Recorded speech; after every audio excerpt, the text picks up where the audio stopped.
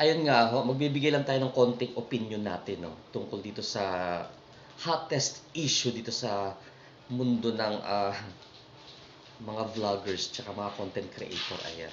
So, tungkol ito kay Finest China, do'n sa controversy na kanyang kinakaharap. Sa akin lang, ang opinion ko lang naman,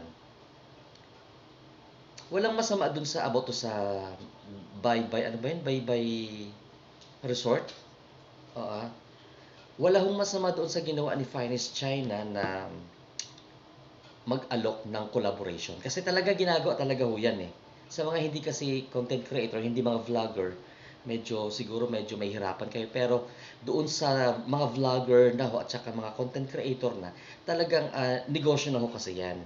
Pinapasok na namin yan. Kasi ako kagaya may silver play button tayo sa YouTube, no? Pero wala pa naman akong, di pa naman ako nag-ask ng collaboration. Pero common na ho yan pagdating sa ganyan. Kasi negosyo ho yan eh. Part yan ng business ng isang content creator, ng isang vlogger na makipag-collaborate. Ayan. So, through that, makikipag-usap ka sa isang may negosyo. ah, kung willing kayo na i-promote namin ito, provided ito ganyan ang deal natin, X deal nga yung tinatawag, di ba ganyan. That is fine, okay ho yan. About sa may pera si Finest China, sa tingin ko may pera naman siya. Alright, here are some videos. May pera naman talaga siya. Pero siguro sa tingin ko kung talagang part siya ng elitista or talagang sobrang-sobrang yaman kasi yung the way na nagpo-portray siya sa camera sa mga vlog niya is talagang parang super elite sila mga na family. Parang gano'n yung pagkakatingin ko. Parang hindi naman siya gano'n. Pero sa tingin ko may kaya siya sa buhay. Pero hindi nga lang talaga siguro kasing elite ng mga Subel de Ayala, ng mga Aquino, ng mga um, mismo Laude, tsaka a lot more, no? Na talagang totoong mayayaman. Guys, wag nating kalimutan ho na ang totoong elitista, ang totoong mga mayayaman at mga milyonaryo, bilyonaryo, ha, halos ho, hindi na nga ho yan sila nagpapakilala. Halos gawin na lang nila napakasimpleng pananamit, napakasimpleng bagay, pero but still, nakikita pa rin ho sa kilos at galaw nila kasi alam talaga ng mga tao na talagang legit sila na mga elitista. Kesa doon sa yung hindi naman talagang totoong elitista pero if-voice out mo talaga para lang mapansin ka ng mga tao na, hey, mayaman ako, kaya kong bumili ng ganito, kaya kong mag-provide ng ganito.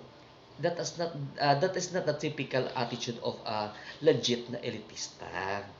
Oo, pero pagdating naman doon sa mga collaboration, wala tayong question doon kasi that is typically normal no, sa mga vlogger at saka content creator. Yun nga lang, bakit natin need magpanggap kung talaga hindi naman talaga tayo ganun kayaman, no? Wala naman tayong dapat i-prove, wala naman tayong dapat ipakitang proof sa mga tao para lang ma-convince natin sila na paniwalaan tayo na mayaman tayo o hindi. Eh so what ngayon kung mahirap ka? O so what ngayon kung nasa middle class ka lang? So what ngayon kung ganito lang ang kaya mong bilhin, ganito lang ang kaya mong i-provide sa family mo, sa ganito lang ang kaya mong i-provide sa mga followers mo? Then so what? At least nagpapakatotoo ka. Hindi ka nang lilinlang ng tao, 'di ba? So, kasi medyo marami ding umaasa kasi ng mga tao no sa about sa challenge na ganyan no na content ni Finest China. So, marami din tayong mga kababayan na alam mo 'yon na umaasa na uy, baka sakali makatulong dito. May mga nakita nga ako doon, may mga cancer patient pa, 'di ba guys? So, yun lang yung aking komento doon. Pero other than that, yung pagiging hingi ng collaboration, wala akong masama doon kasi that is totally normal sa mga vlogger. Yun lang ho na lesson siguro sa ating lahat ng mga content creator, mga vlogger na be ourselves. Be yourself. Kung ano ka, edi yun ka. Kung hanggang dito ka lang, hanggang doon ka lang, eh, hindi mo na need na para lang makilala ka or kasi alam mo guys, alam mo ninyo, hindi ho natin maitatago habang buhay ang katotohanan. Lalabas at lalabas yan, sisingaw at sisingaw ho yan. So, on the latter part of that situation, tayo din ang masasalang sa kahihiyan kasi. So, pero kung nagpapakatotoo tayo in in everything we do, at least, taas nood natin haharapin yung mga tao, di ba? Oh, bakit di naman ako nagyabang sa inyo, ah? Pinakita ko naman yung kung hanggang saan lang ang kakayanan ko, kung ano talaga ang totoo sa buhay ko, di ba? Ganun na ho yan. Yun ang aking pananaw doon. Pero, kawawa din naman si Finest China kasi nababakbak siya. Yun siguro ang effect no, no? Kung totoo man nga ito na hindi talaga siya part talaga ng elite na pamilya or di naman talaga siya ganun kayaman, may kaya siya, may pera sila kasi nasa Amerika naman siya nakatira sa Hawaii which is part of United States of America, no, hindi nga lang sa mainland.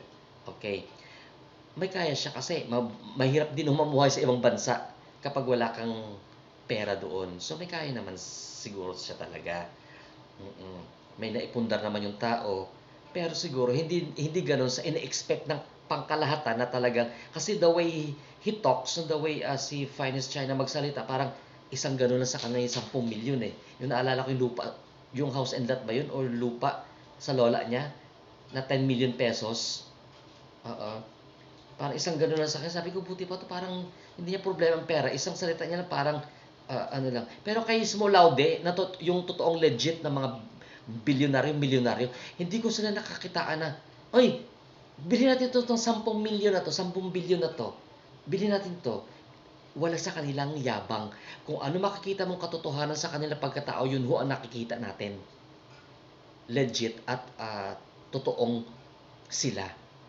Kasi, gaya ng sabi ko, ulitin ko, hindi nila need magpanggap. Kasi itago man nila ang sitwasyon nila, lalabas at lalabas sa kanilang kilos at galaw at talagang kilala sila as totoong elitista ng mga tao. Hindi na dito sa Pilipinas, pati na rin sa ibang bansa, kilala sila.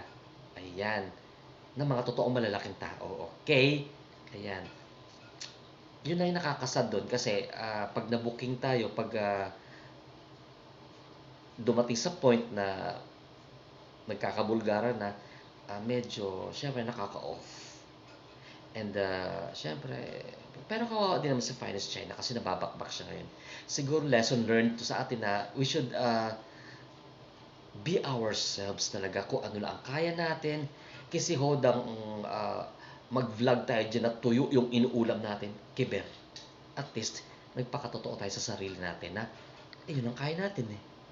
Kasi naman sa magpanggap tayo guys, no, for the content, ang pangit naman natin for the content lang na kaya mong ganitong gumastos ng ganito for the content, pero whereas hindi naman pala talaga totoo.